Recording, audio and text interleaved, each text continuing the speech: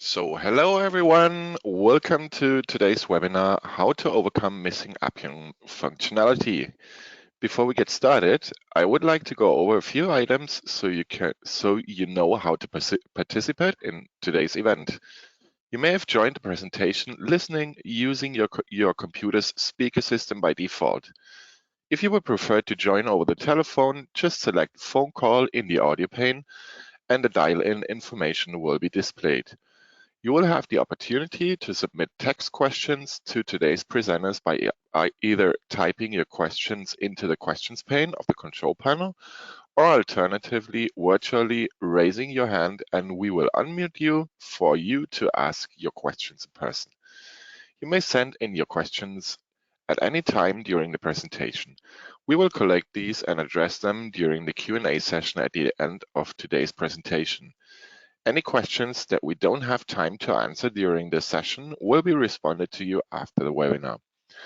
Now it's my pleasure to introduce you our speaker, Wim Selles, Senior Solutions Architect at Source Labs, who will share with us today how to overcome missing Appium functionality and how to automate specific cases using Appium. Hi, Christian. Well, thanks first of all for the introduction and also welcome everybody to this webinar. Welcome to the webinar about how to overcome missing Appium functionality. And let me start by introducing myself for the people who don't know me yet.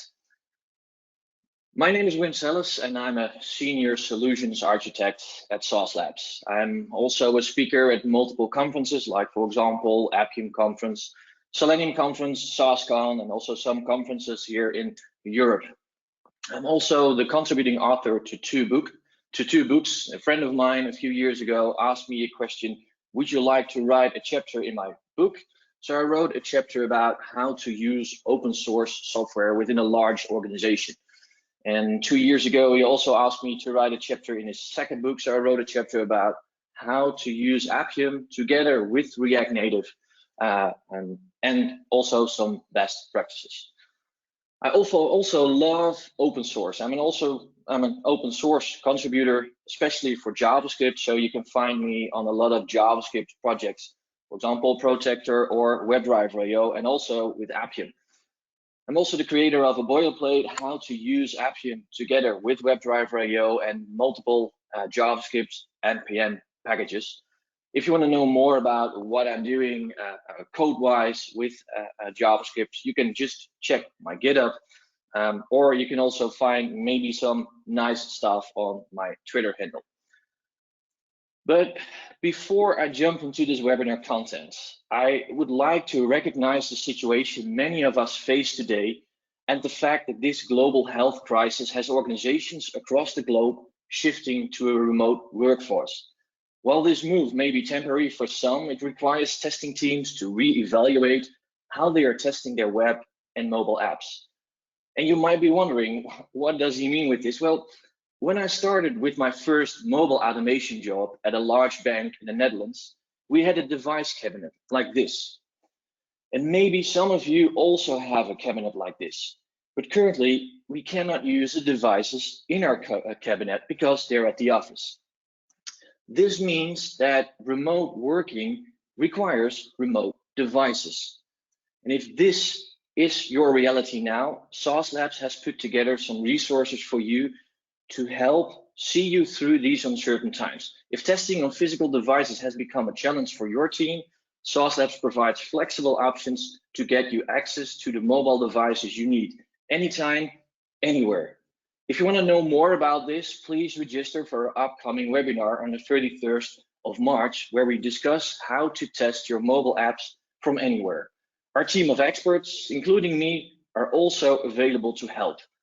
And let me start by helping and by answering this question, which I get a lot. How to overcome missing Appium functionality. So what do I mean with this one? Well, sometimes we want to automate a specific feature in our app that should work on iOS and on Android. What I normally do is check the Appium documentation and see if I can use an Appium method with both drivers. But sometimes I cannot do that. So let's take a look at some examples. Take, for example, the Wi-Fi, toggle Wi-Fi.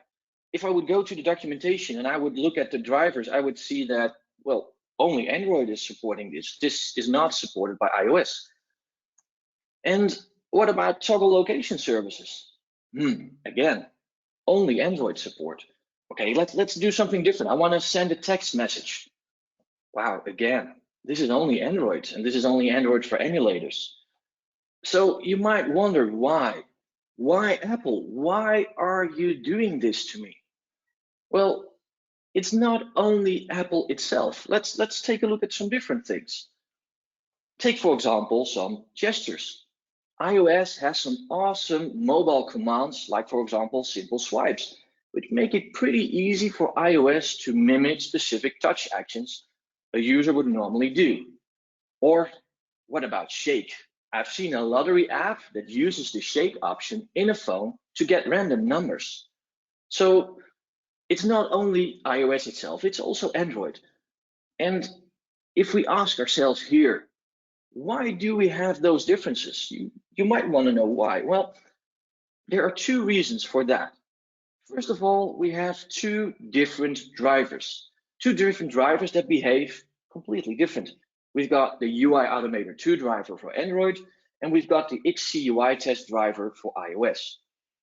And if you would dive a little bit more into Android, you would see that Android has a more open API for most of the functions. Take, for example, the options you have with the emulators, which you can see here on the right.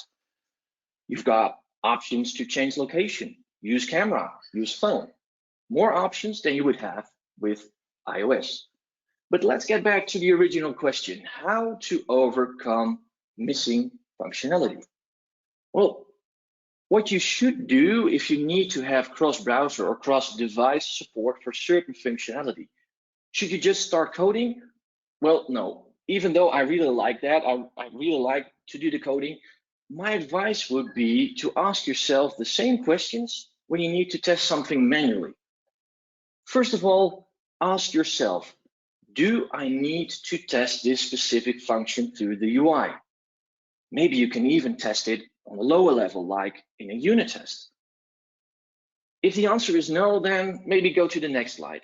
If yes, then ask yourself the question, what is the business value of testing this specific feature in your app? And take, for example, a commercial website. If you go to a web shop and you want to order some new sneakers, if you would look at that process, that feature, there's real business value. You can get real money out of that case when you log in, select your sneakers, then do the checkout and pay. It will give you money. But if you would compare that with a feature like changing your username in that specific web shop, there would be less money involved. So you could always ask yourself, what will be the business value of testing this feature? And last but not least, what is the risk if I do not test it? You can also ask yourself this question when you do it manually. Well, also ask yourself this question if you do it with automation. If I don't test it and it breaks in production, can the customer still use our app? Yes or no? But what if it can be tested somewhere else? If there is no business value and there is no, what, like the dog is showing you here, just keep your hands off it. Even though coding, like I said before, coding is fun, but we always want to achieve a stable script. We want to prove that with our test, our app will work. And what I've seen in the past is that workarounds that are not that stable as they should be, or the script is not that maintainable as it should be. But what if it cannot be tested on a different level and it really has value? Well, when I was thinking about this, I remembered Apple's slogan from a few years ago. And maybe some people also might remember the slogan. The slogan was, think different. And in this case, think like a user. And keep that in the back of your mind. Think as a user and think different. We're now going to look at an example where we need to test a feature that's tightly coupled to the app we need to test. But first, let's take a look at the app and the technique. Have you ever heard of PWA? And yes, I know you cannot answer now, but I'm pretty sure that a few people never heard of PWA. Well, if I would then write it down, have you ever heard of progressive web apps? And well, if you haven't heard of it, welcome to the new world. Progressive web apps are currently hot, they're new, and it's something every company wants to use currently. Well, not really, it's just basically a normal website. A normal website which you can open on your desktop or on your mobile browser. And as a user, you will not see any big differences, not at once, but as a user, you will get some extras. For example, if you would really read the website, responsiveness, connectivity independent due to caching, app-like interactions. You can install it on your home screen. More and more features you will get extra if you use a PWA. I'm not going to dive a lot into PWAs, but what I want to do today is I want to highlight two of those big features. I also want to look at the risks, if it's really useful, if we need to test it, look at the business value. And I want to look at the two features. The two features are making an installable of the application and also looking at the connectivity, the independent connectivity features. So let's take a look at one of the key features, installable. And installable can be seen as a Chrome or Safari light install on your home screen, giving you the same experience with an app. And you can already see it here. I used a nice, I like some beer. Also in Germany, we like some beer. So I thought, let's use the Progressive Beer app. And when you go to the Progressive Beer app website on an Android phone, you will already get a banner at the bottom. You can see this as a hybrid app when you can access some extra native functions if you would install it on your local phone or on your home screen. When you open the app, like I said, you will get this banner.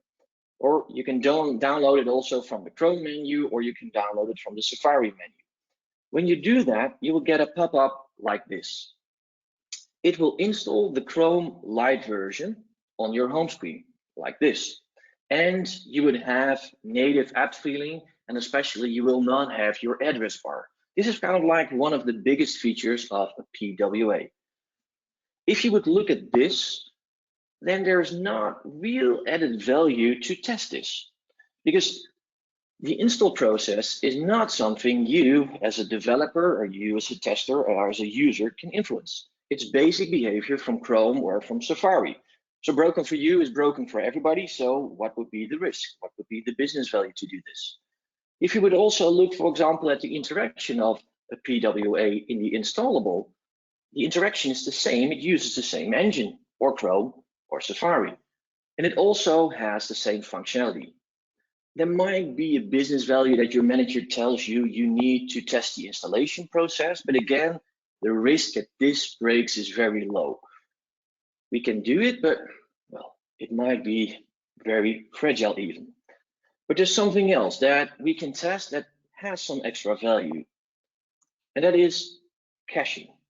The second key feature of PWA is caching due to the use of service workers. It's a piece of JavaScript, and this piece of JavaScript is the same for your web application on the PWA and also for the installable version. Because the developers write the service workers, there might be a risk that there are caching issues there because they didn't write it properly. And this can easily be tested within the browser. You can, for example, disable the Wi-Fi. And when you disable the Wi-Fi, you should still be able to go through the website. You should still be able to navigate through the app, see the right assets, and so on. So let's take a look at Appium, the documentation, if we can disable the Wi-Fi. And if we look at the Appium docs, we would see that ships. This will only work with Android. This will not work with iOS. So we cannot test it because the driver doesn't support it. So what should we do here? Well, it made me think. It made me think as a user. So let's first start with the normal process. How would you automate this for at least Android? If I need to test this for Android, I would write something like this. This is a simple test case for WebDriver. It's written in JavaScript, and the before each is to load the website and also to cache it. This is kind of like the basic principle of a PWA. Then in the second test case, I just want to be sure that when I'm in online mode, I can just open the about page of the beer app and I can just verify that I'm on the about page. Then I want to do the same by disabling it. And as you can see here, I can use a driver.toggle Wi-Fi. That's the function we saw on the Appium documentation, and I can disable the Wi-Fi. So we can do it on offline mode. Before we go into the test execution itself, Toggle Wi-Fi works with emulators and with real devices. And if we look at iOS, we cannot use it on simulators because it uses the Wi-Fi of the host machine. But we can do it on real devices as long as we do not have a SIM card installed. So let us use the real devices from the Sauce Labs Real Device Cloud and start by running the scripts on an Android real device. So what I already did, I recorded the flow. I recorded the test case. We're going to open the website. Then we're going to navigate to the About page, verify that we are there. And hopefully you will now see I'm going to highlight it. I'm going to disable the Wi-Fi. And I'm now going to load the URL again, going to navigate to the About page, and then verify if I can still find some elements there. And as you can see, this works. Now, we know that this works for Android. How will this work for iOS? Well, like I said before, also with the slogan of Apple, think different, let's take a look at a user flow. How would I test this normally? Well, I have the website, and basically what I would do here is I would put Safari on the background, I would open the settings, I would go to Wi-Fi, I would disable the Wi-Fi, and as you can see here now on the screen already, there's no Wi-Fi signal. I can refresh my page and it should still work. The only thing I need to do when I'm done with my test case is enable the Wi-Fi again. You can now also wonder, why are you using the settings and not the top menu on this iPhone X or a button menu on an older iPhone? Well, if we try to solve something, we need to make it stable. We need to make it less flaky and we need to make it consistent in usage. And if we would use the top menu to disable the Wi-Fi or the button menu to disable the Wi-Fi, we need to think of a complex logic. We need to think, which device are we? What do we need to do? I would say do not do that. It's more likely to break. We don't want that to add it in our test. So that's why I've chosen to go to the settings. And I will take the disadvantages of disabling the Wi-Fi through the settings. It might be a little bit slower, but I know it's more stable than the other options. So if we want to script this, let's take a look at how we can script this specific flow. Let's just make a helper that will toggle the Wi-Fi for a user based on Android or on iOS. And let us just start with the easy part. In WebDriver.io, you can ask the instance, are you Android or are you iOS? And maybe you can also do that on your own framework. If we are Android, we can just use the Android method. This is also making it stable. Now we need to dive into the iOS flow. And like I already shown you in the previous movie, we first need to put Safari in the background. Then we need to go to the settings. From the settings, we need to go to the Wi-Fi. And then when we're on the Wi-Fi screen, we need to disable the Wi-Fi. After that, I would advise you to kill the settings screen. And the reason for killing this is that Apple remembers the last state of the screen if you bring it back to the background. And if you would open it again. In our case, we were at the Wi-Fi screen itself. If you would open it again, bring it back from the background, it will open it for the next test case on the Wi-Fi screen. This means that we need to make complex logic. As I said before, complex logic is more likely to break. So I would advise kill the settings, and the next time you would open the settings, you will just start at the initial settings screen. And last but not least, we need to launch the browser. Putting something in the background is not that hard, but how do we launch and terminate an app? Well, Appium got some commands for that. If we want to launch an app, we can use a driver.execute and provide mobile column space launch app and then the bundle ID of our application. We can do the same with closing or terminating the app by using mobile column space terminate app and again use the bundle ID. If you want to know how you can use it, I already put the links below and you will also get the slides afterwards, including the links. So how do we get those bundle IDs? How do we get the bundle ID of the app? Well, first of all, this is really easy. Ask your developers because they built the app, so they can kind of like provide you the bundle ID. But what if you're kind of like a geek like me? You like to do some research in the weekend and your developers are not there. Well, Appium has some nice way to get the bundle IDs for you. And let me just show you that. If you're using, for example, Appium Desktop, you can use the logs. And when you refer to your app and you start your app on your simulator or on your real device, if you would look at the logs, you could see bundle ID or CF bundle identifier. There you will have the bundle ID. And in this case, I opened the Swag Labs mobile app, but here you have the bundle ID of the app. If you would run it, for example, on the SaaS Labs cloud, you also have the Appium logs, and you can also get the bundle ID from the logs. If you need to have the bundle ID of the default apps of Apple, you can go to this website. This is a website of Joe Blau. Joe Blau is a iOS developer who's working at Uber, and he just added all the bundle identifiers of the default apps of iOS here. And if we go back to the flow, we know that we need to have at least Safari, the bundle ID of Safari, because we need to start it again. And secondly, we need to have the settings to open the settings and to terminate the settings. And if you would go to this page, you would see that Safari and the settings have these bundle IDs.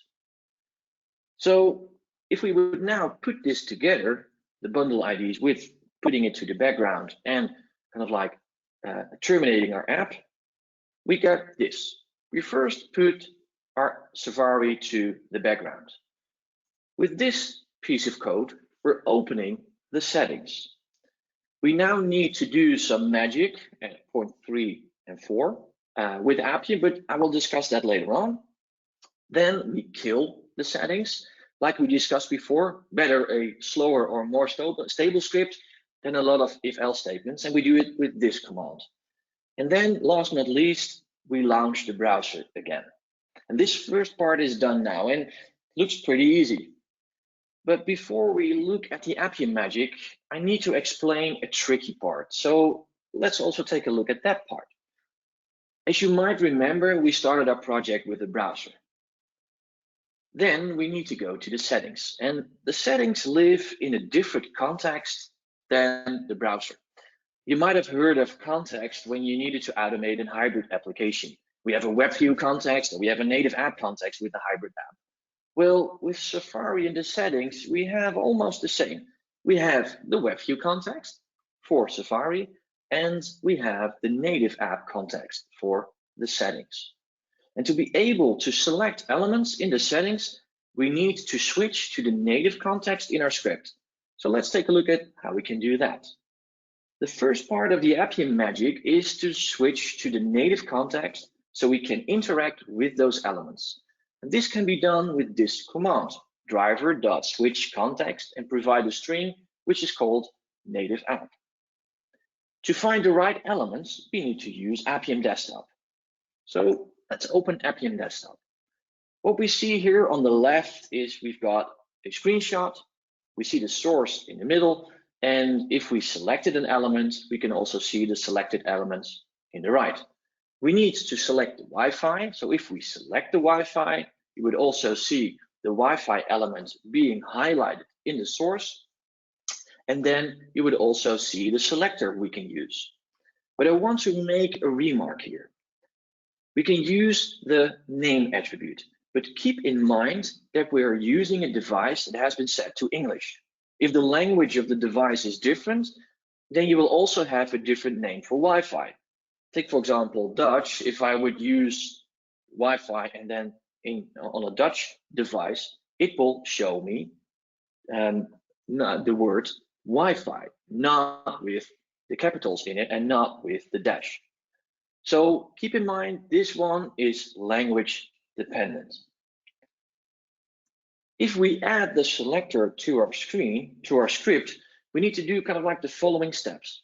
We already switched to the right context, so now we need to locate the element. We need to wait for the element because we need to be sure that the page is shown. We need to click on it. And this can be done with the following parts. We're not using XPath here, but using class change. Class chains are much faster. And if you want to know more about the different Appium locators for iOS, then I advise you to read this blog post. How to speed up native Appium iOS test execution by knowing how Appium works. In this post, I explain you how you can optimize your iOS automation script for native apps by first looking at how Appium works, and secondly, diving into the locator strategies. So now that we've got the selector for going to the Wi-Fi menu, we need to open Appium Desktop again and then search for the Wi-Fi toggle. And again, here we have the screenshot on the left, the source in the middle, and the selector on the right. And again, we have a name attribute here, but we also need to wait for the element to be visible going from the previous screen to this screen. And maybe you remember that the previous screen also had a Wi-Fi name attribute. So if we would now use it again, we might cause some issues here, especially if we need to wait for this specific screen. Using the same selector will not wait on the new page because the page was already loaded based on this selector. So we now need to add the type, the name of the element itself. Now we make it more unique. And secondly, again, be aware of the attribute name here, and especially the value, it's language dependent. If we would now look at our script again, and we would make our magic complete, we need to think about that. We need to locate the element again and wait for the element. And we can do it with this, again, with a class chain. Then we need to click on the switch button. And for some reason, the normal click didn't work. And this is kind of like what you normally have if you create a workaround. There's always something that doesn't work like you want it to work. So I've chosen here to use a touch action to click on the button. This works, but we're not done yet. Like I said, it's important to make a stable script. What I mean with this is the following. The method already switches from web to native, but I would always advise you to exit the method as we entered it, meaning that we need to switch back to the web view. But if we're running our script on a local simulator, an on-premises grid, or in the cloud, we need to be aware of the fact that the device might have multiple open tabs, like this. And multiple open tabs might mean multiple web views, which might mean that I could get back multiple web view context. And how do I know which context, which tab is the right tab to pick? Well, we need to be smart about this one and smart about this. This was our initial flow. If we go back to what was explained in the previous slide, we need to do something with the current context. So why not just create a constant called current context, store that context into that constant, then implement what we've already written, and then just to make it stable, switch back to that specific context. We should now have a method that is stable enough to do what we want to do, toggle the Wi-Fi on an iOS real device. So let's just run it. And as you can see here, the Wi-Fi is already on. We open the PWA, we go to the About page, and we now verify. This was the first test case. The second test case is open the page, go to the settings, click on the Wi-Fi, then disable the Wi-Fi, and as you can see, the Wi-Fi sign is gone now. If I would reopen the website, I'm still able to navigate, and this was so fast that I already verified that the About page was there. And what I'm doing here at the end is enabling the Wi-Fi again. The only thing that I didn't show you now is the result, the end result of the test case itself. This was the test case, and you might remember in one of the first slides that I had something called driver.toggle Wi-Fi. Well, I just removed toggle or the driver, and I just said toggle Wi-Fi. And now I've got a script that is cross-platform and cross-device.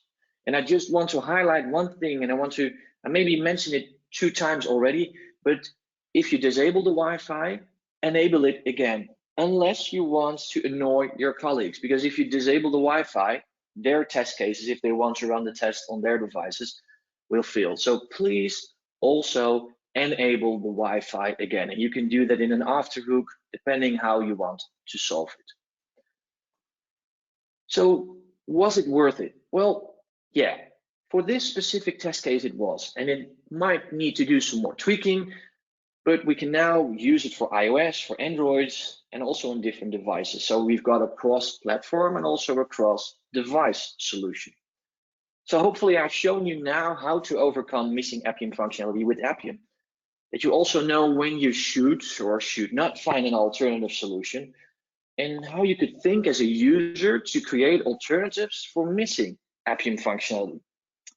And the nice thing about this is that when I was busy with this a few months ago, I shared it on Twitter. And after posting this on Twitter, Panagiotis, who is a follower of me on Twitter, saw my tweet, and he needed to automate the permissions for the location services in iOS. And you might remember that the location service was not supported by the iOS driver. A few days later, he came back to me with this tweet and with this movie. He found a way to do this in iOS based on how I've shown it on the video and based on what I've shown you here. And as you can see here now, after a few steps, we get the location service error. So hopefully I inspired you to think different on how to solve this challenge. But please use this force wisely. Think and ask yourself the questions that I mentioned before. Before we open it up for questions, a quick reminder on the resources to test your apps from anywhere, as well as the link. And like I already mentioned, we are here to help you with all your automation challenges. You can ask my colleagues or me, maybe through Twitter, that's why my handle is there, to help you, for example, if you need help with maybe drawing something awesome like this with the Action API. You can do that with Appium. So if you have any questions about that, you can know where to find them. So Christian, I hope you're ready to give me some questions from the audience. Hey Wim, thank you for the presentation. Yeah, we're now beginning to answering any questions submitted during today's presentation. But as a reminder, you can still submit questions through the questions pane in your attendee control panel. And to start with the first question, where can I find if an Appium method can be used for Android or iOS? Where you can find that on the Appium documentation. And what I can do is I can stop my presentation and just show you the link. Let me open Chrome, and yes, it's here. And if we go to Appium Docs, English, and then About Intro, you will have the website. And here on the website, you can find all the commands you want to do. You can find session commands, device commands, element commands. And if I, for example, would go, I could search, for example, for the SMS, the one I mentioned in the presentation, through the search box, you can click on this one and you will get an overview. And if you would zoom in here a little bit, you can see which driver is supporting it and which driver isn't supporting it. All right, thank you. Next one would be, is there a preferred language to use to write your Appium scripts? Good question. Is there a preferred language to write your Appium script? Well, I personally, I love JavaScript. So you would think that I would say use JavaScript, but no, it depends on the team. It depends on how your team, which coding language your team uses. And I would always advise to have a consensus within your team. So if you have a team that is used to use Java, for example, then just use the language that you are familiar with. In this case, use Java. But yeah, just look at your team and look at what your team would like to use. Right, good. Then we have another one. Which tool is better automate? React Native App, Appium, or WebDriver IO? It's a good question. And just to explain it a little bit more, if you would look at a tool to automate a React Native application, WebDriver IO is a UI automation framework. It uses WebDriver IO or it uses Appium. It helps you kind of like create your test cases. So basically, if you're using WebDriver IO, you're already using Appium itself. You can also choose to create something yourself. Then you need to download a specific Appium binding. But what I would always advise is to use basically a framework that's already there that can kind of like divide all the test cases. We've got kind of like a test runner, communicate with the drivers. We've got a bot which can kind of like orchestrate it, and also it has a reporting option that will give you an overview of if your test case succeeded or failed. And if you would look at that, then WebDriver IO will provide you that already. If you would go for Appium, then you need to build it yourself. Hopefully that will answer the question. Good. Next one. What are some good resources on the internet to learn more about Appium? Well, what I would always advise, if you want to know more about Appium, is first to go to the website that I'm already showing you here. You can find a lot of information about how to use specific commands here. But if you want to know more, for example, you can also go to the Appium Pro website and subscribe here to the newsletter. You will get a newsletter with new features about, or specific features, how to use specific features of Appium in this newsletter. Thank you. Next one. Which was the most difficult situation using Appium? And the most difficult situation, and I think it's a personal question, what was my most difficult situation? I think the most difficult situation for me first was kind of like to understand how Appium works. I've been working with Appium for more than, 4 or 5 years now, or even longer.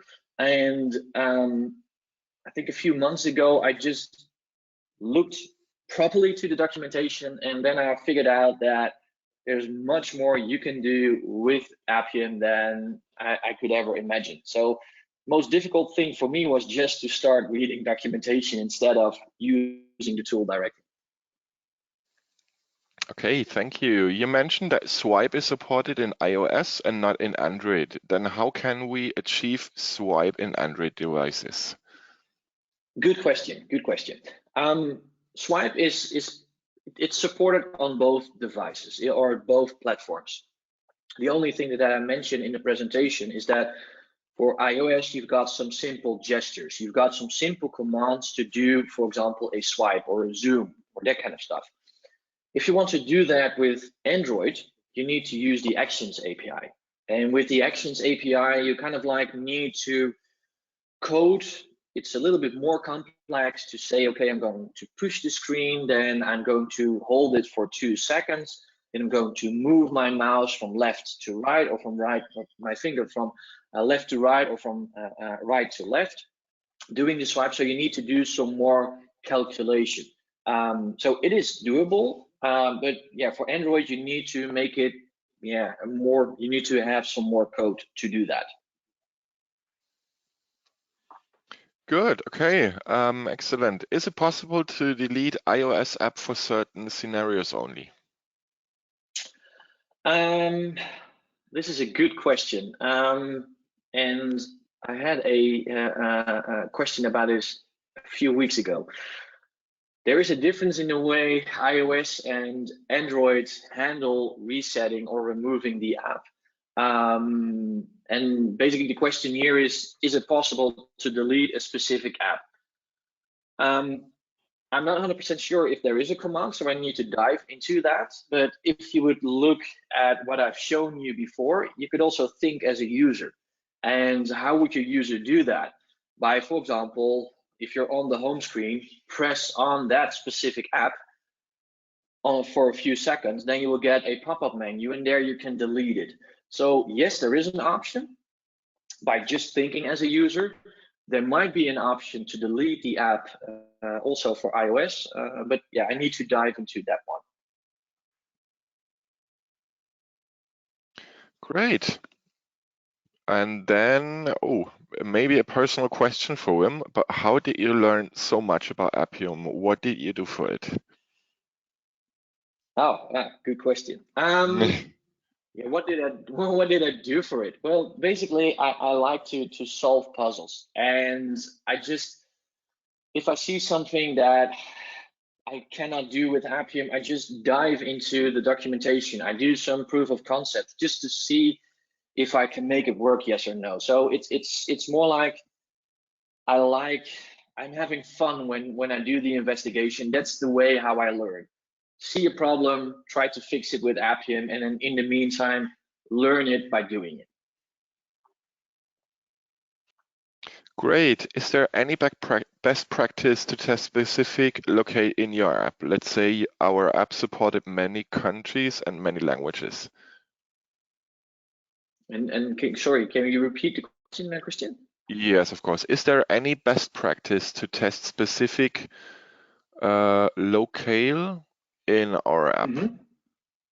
Let's say our app supported many countries and many languages. Yeah, it's a good question. If I would look, for example, if I would go back to one of my slides where I said, what's the business value, what's the risk, and can I test it also on a different level? If I would look at languages, then 9 out of 10 times, languages are just strings on the app itself or in the app itself. It has hardly anything to do with functionality. If it's the case that it's only showing you a different type of text, you could also wonder, do I really need to test this through the UI? Can I also verify this in a unit test? And maybe it's even better and faster to do it in a unit test to verify if you can load different languages on in your app instead of doing that through the UI. The UI might be slower and also might break sooner or maybe be flaky. If you really need to do it, then I would never advise you to verify all the strings, just a few, and try to limit it only to that few. The kind of like the real important flows you need to verify. Great. Do we have any direct Appium command to run ADB commands on Android devices? Yes, you've got an option to also use ADB commands on emulators and on real devices if they are connected to your local machine. 9 out of 10 times, if you want to do this in the cloud, you have some more limitations to use ADB commands, because with ADB commands, you can completely root the device. So I don't know if you want to do that, but basically, if you connect it to your local machine, have the emulator on your local machine, or connect the device onto your local laptop, you can use ADB commands also together with Appium. If you want to use it on the cloud, with Sauce Labs, we have a solution for it. We call it virtual USB. But yeah, in kind of like the next webinar, I'm going to explain more about that. Great. Have you encountered or have you found that the driver completely blocks, especially on Android lower versions like 5.0? I haven't seen that in the past. On the other hand, if I would look at usage, depending if you really need to test it, then it could be a pain. If it's really the case, I would advise you to kind of like get the logs and submit a ticket also on the Appium forum, but be aware of the fact that kind of like Android 5 is really, really old. if not a lot of customers are using it, you might need to wonder if you really need to support it also. Thank you. How can I contribute a missing feature to Appium? Well, that's also a good question. How can you contribute? Well, basically, if you would just go to the Appium website or to the Appium GitHub page, you can kind of like look through the project and you can see how everything is built. You can contact also the team members. There's a Slack channel where you can ask help for contributing. And if you have a specific function, you can kind of like edit, create a PR. It will be reviewed by the team. You will get feedback on it. And hopefully your PR will also be merged so everybody can use it. Great. What's the best practice to run Appium on CI? How we get the IPA file so that test will pick up that IPA file automatically without manual intervention? Yeah, it all depends on how you set up your pipeline and where you have your devices located. First of all, you need to be aware where you build your application. If this is being done in the cloud for example, App Center, or if you do that with Fastlane, you can always create kind of like a step in your pipeline to copy the file or to push the file from location A to location B, and then use that file in your Appium script to be used. And if you're using, for example, Sauce Labs and you're using also App Center, you can automatically push your app to Sauce Labs, so it will be there, it will be the latest and greatest, and when you start your test, it will automatically use that specific app. Okay, is there more information how to use Appium Desktop? Yes, there's more information on how to use Appium Desktop. If you would go to Appium Desktop GitHub page itself, if you would go to Appium Desktop GitHub page, it's here. You can already find more information on how you can use Appium Desktop, how you can connect to it. And I'm currently busy with the idea about creating a video on how to use Appium Desktop and also some awesome features that Appium Desktop now provides you. So stay tuned also for that one. Okay, so that's it for the moment. Let's see if there are more questions coming in. There's a new one. How long does it take to run your regression suite? It all depends. This is kind of like a question where I do not have the answer for, because it all depends how many test cases you have in your regression suite. And if you have 2 test cases, it can be run in a few minutes. If you have hundreds of test cases, it will take you much longer. So it all depends on how big your suite itself is.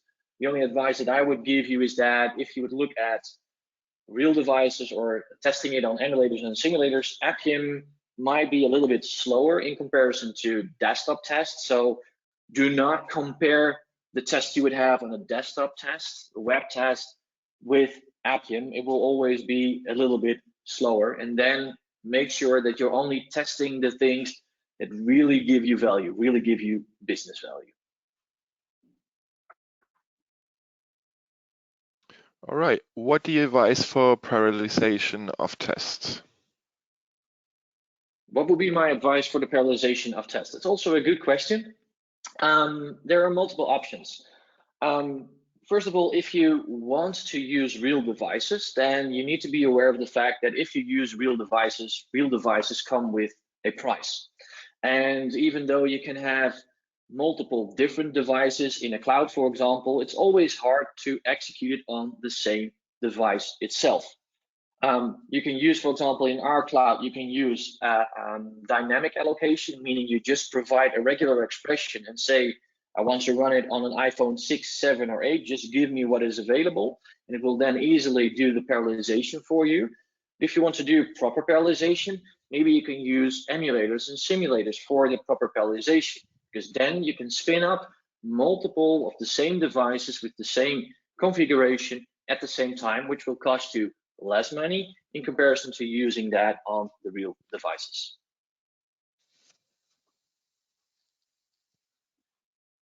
All right, that's good. So let's wait. That is it for now. For the questions, Cool. let's see if another one is coming in.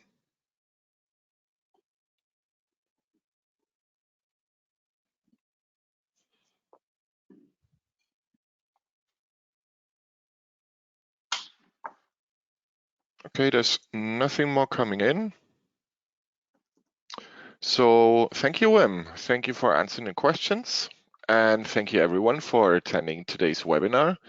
Once you leave today's webinar, you will receive a survey on the presentation, and we would appreciate if you would complete that and provide your feedback. You will also receive a follow-up email within 24 to 48 hours with a link to review a recording of today's webinar. On behalf of Sauce Labs and our presenters, thank you for joining us today and enjoy the rest of your day.